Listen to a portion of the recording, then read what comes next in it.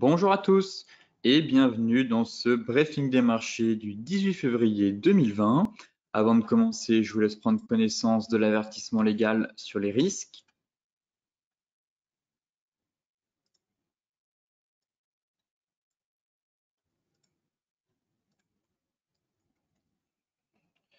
Très bien, et tout de suite, on va se consacrer à l'actualité des marchés. Ce briefing des marchés sera un peu plus court que d'habitude étant donné qu'on a les stratégies bourse forex cet après-midi à 14 h. Donc on refera le point plus en détail sur le forex, les devises et les indices et les matières premières.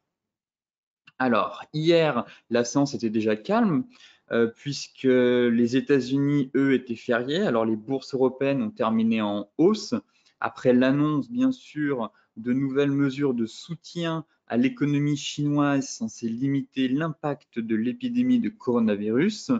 Mais cette progression s'est faite, comme je vous le disais, dans de faibles volumes par l'absence des investisseurs américains, la journée étant fériée aux États-Unis pour le President Day. Bien sûr, la Banque populaire de Chine a annoncé une réduction de 10 points de base à 3,15 du taux d'intérêt et de facilité de crédit à moyen terme, une décision qui concerne directement 200 milliards de yuan, soit 26,4 milliards d'euros de prêts aux institutions financières. Alors, ces mesures ont permis au marché boursier chinois de finir la journée en forte hausse hier. L'indice SSE Composite de Shanghai a pris 2,28%, finissant ainsi d'effacer les lourdes pertes subies après la pause du nouvel an lunaire. En revanche, la bourse de Tokyo, elle, a cédé 0,69% après l'annonce d'une contraction plus marquée qu'attendue du produit intérieur brut japonais sur les 3 derniers mois de 2019. Effectivement, le Japon est menacé de récession après la pire chute de son PIB depuis 5 ans. La séance de ce mardi sera avant tout aussi animée par la publication de l'indice ZOO du sentiment des investisseurs en Allemagne. Enfin, ce matin, les bourses évoluent dans le rouge en ce début de séance après l'avertissement d'Apple sur son chiffre d'affaires qui est venu raviver les craintes marquées de l'épidémie de coronavirus en Chine sur l'économie et sur les résultats des sociétés. Tout de suite, intéressons-nous à la partie graphique et on va commencer avec le CAC 40. Donc effectivement, j'ai envie de dire enfin, non pas parce que les indices baissent, mais enfin parce que nous avons un retour aux fondamentaux. Et les marchés, ces dernières séances, étaient complètement décorrélés de ces fondamentaux, je trouve.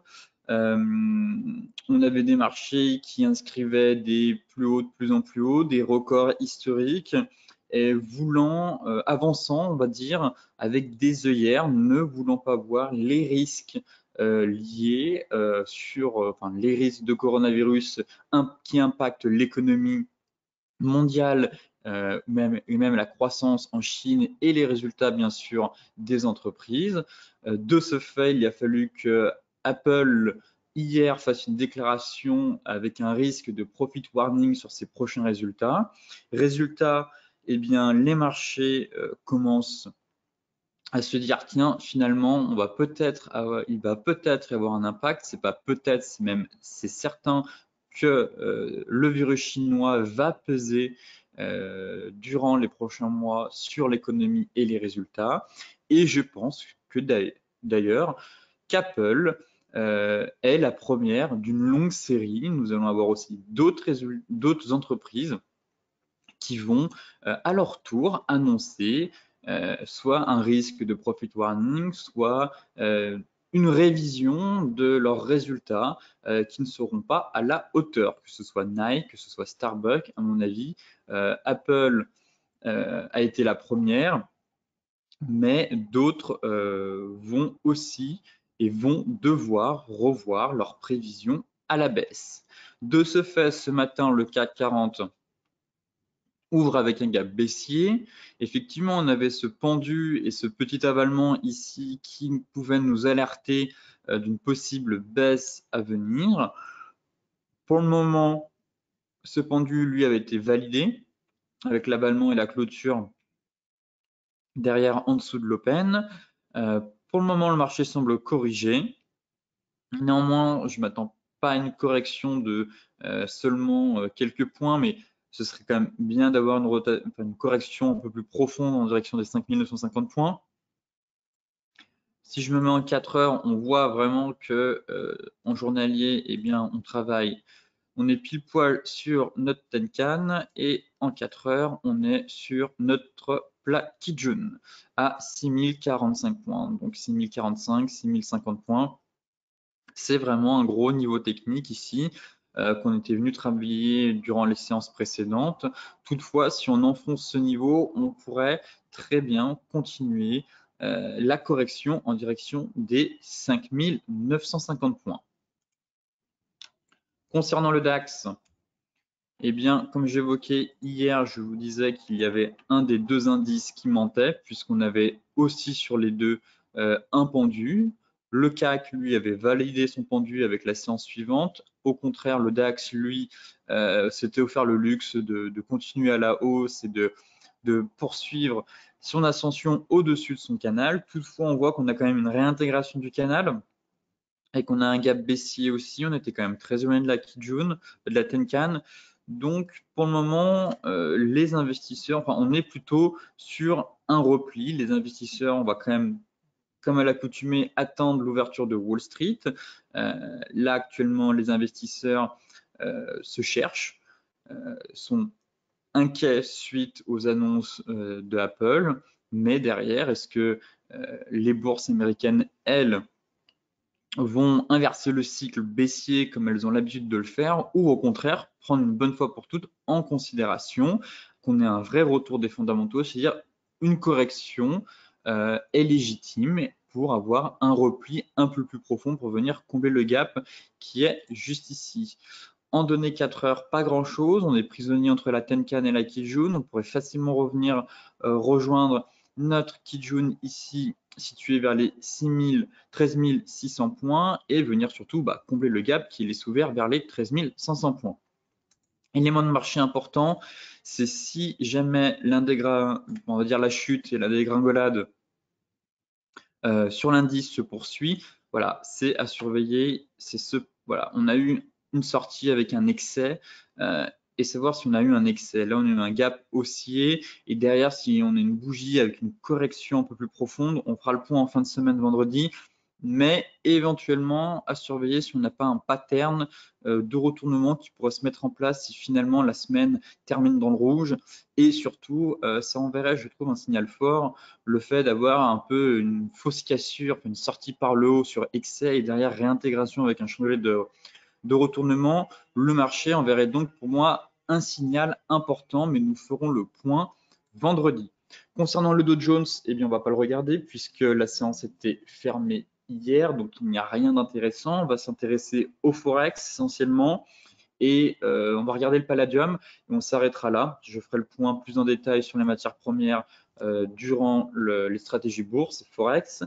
On va regarder les paires en yens qui sont intéressantes.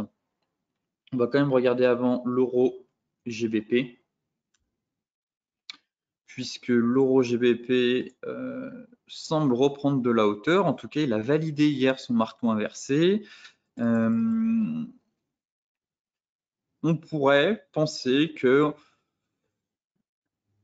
on pourra avoir une rotation partielle, du moins, ou même complète. Pour le moment, les signaux haussiers tiennent, je trouve. On a eu un marteau inversé, ici validé avec une bougie verte.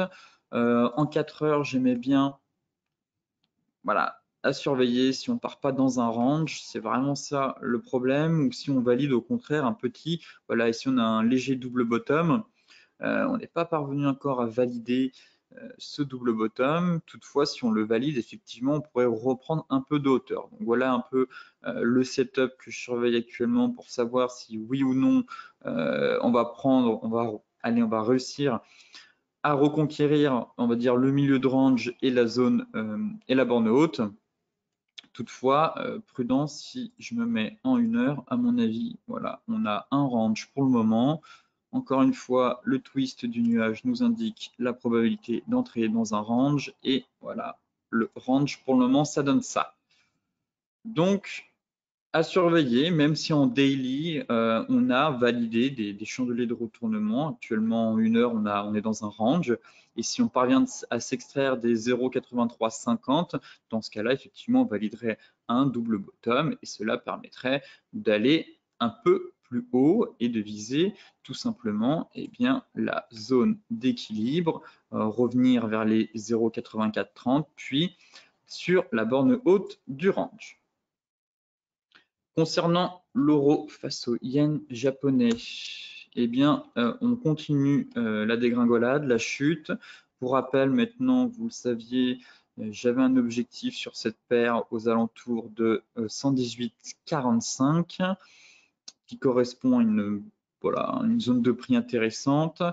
Pour le moment, on s'en rapproche doucement mais sûrement. Et si on enfonce ce niveau, le prochain niveau à aller chercher, c'est vraiment la zone de polarité ici à 117,60. Donc étape par étape, premier niveau 118,45. Ici, on pourrait vraiment avoir un rebond. On est assez éloigné de la Tenkan aussi, donc je ne serais pas étonné qu'on ait un rebond. Mais si derrière on enfonce, c'est la zone d'équilibre, la zone de polarité à 117,70. Et derrière, ce serait les 116,25. L'USD face au yen japonais. Configuration technique intéressante. Je vais nettoyer mon graphique parce qu'on ne voit absolument rien. Je notais en fait, on a une oblique qui passe par tous les points hauts depuis 2015. Voilà, c'est cette oblique-là qui est intéressante, je trouve. En plus, c'est dommage avec les Shimoku, ça cache un peu. Mais voilà, on a cette oblique depuis 2015 qui passe par tous les sommets, quasiment en 2018, quasiment voilà, presque de avril 2019. Et le marché actuellement travaille cette oblique et ne parvient pas à la franchir. D'un point de vue, voilà, je vais dézoomer. Voilà. On fait de la mèche, on fait de l'excès, mais on ne parvient pas à s'extraire vraiment de cette oblique. Donc, on est sur une zone chaude. Un point dur, c'est vraiment la zone des 110. Là, j'ai mis à 109,90 la résistance. Mais voilà, on est sur une zone 109,90, 110, qui est vraiment voilà, un prix rond, donc un niveau psychologique.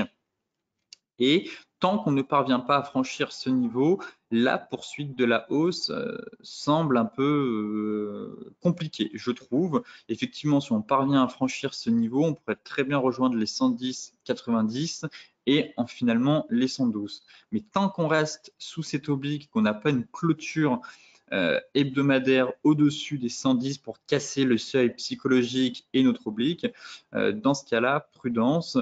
Effectivement, en plus, on a la borne haute du nuage qui bloque et on pourrait tout à fait caler, finalement, marquer un temps d'arrêt et peut-être consolider ou voire corriger si finalement les investisseurs décident de se replier sur les actifs défensifs tels que le yen japonais. Enfin, pour terminer, non, il nous reste deux paires. Le GBP face au yen japonais. Ici, toujours, nous avons cet avalement qui a mis fin à la hausse. En plus, on avait ouvert sur le Forex, qui est assez rare, mais on a ouvert ici le 16 décembre, la semaine du 16, avec un gap haussier. Et on a fait un magnifique avalement. L'avalement ici a mis fin à la hausse, a stoppé l'ascension, on va dire, assez fulgurante qui était en place depuis le mois d'août. Donc pour le moment, premier signal baissier, mais ça tient, le marché consolide pour moi.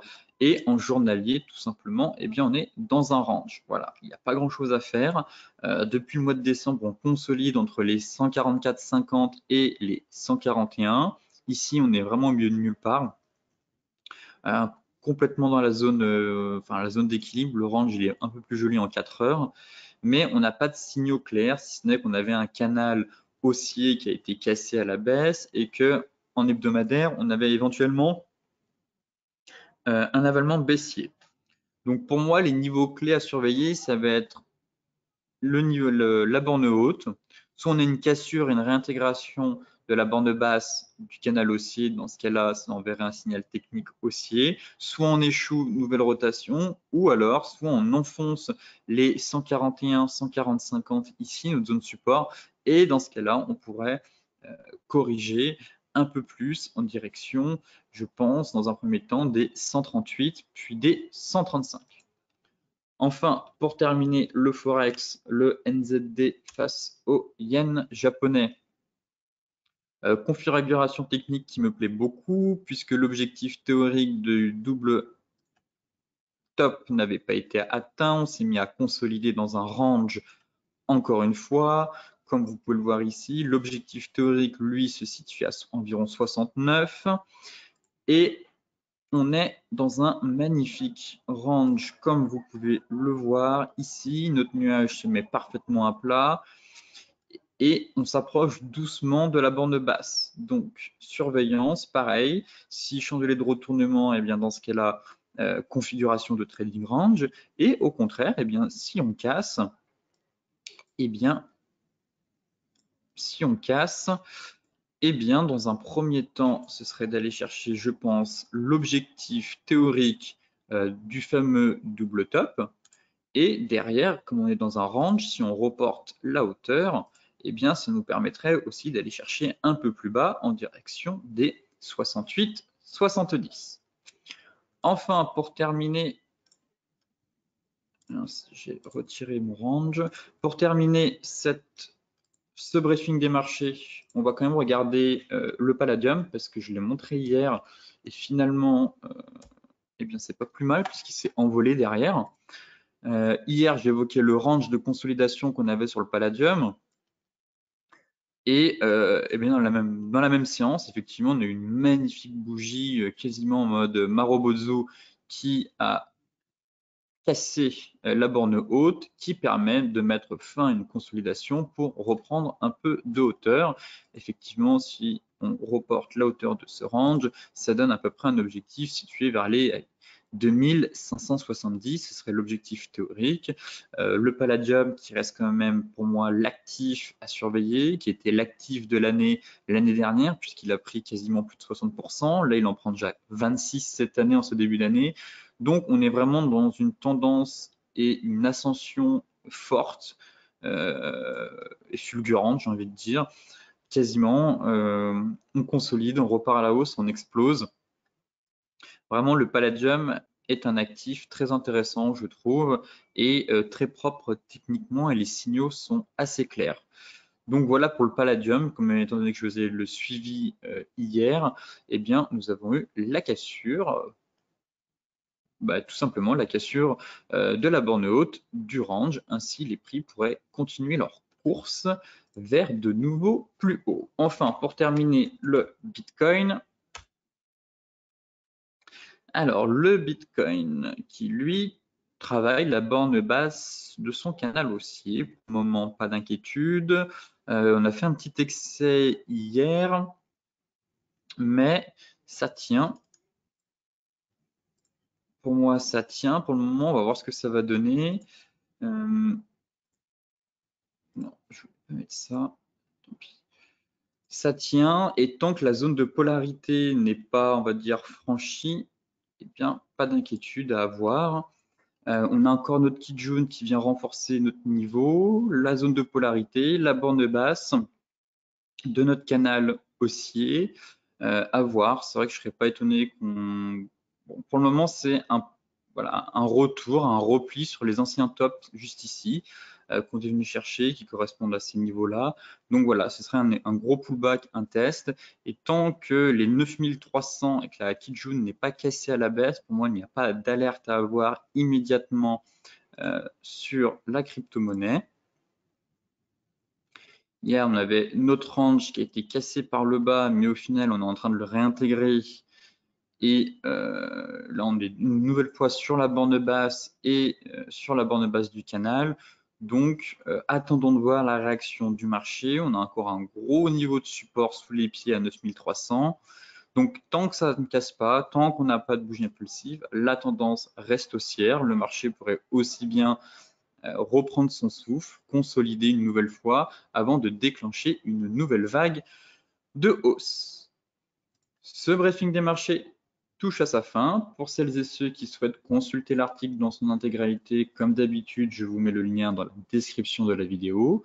Pour les autres, je vous donne rendez-vous cet après-midi à 14 h pour les stratégies Forex Bourse. Vous avez aussi le lien dans la description de la vidéo. Et sinon, rendez-vous demain aussi à 14 h pour les formations sur les divergences et particulièrement sur le RSI. Sur ce, je vous souhaite à toutes et à tous une excellente journée, de très bons trades et on se retrouve cet après-midi ou demain matin pour faire un nouveau point sur les marchés.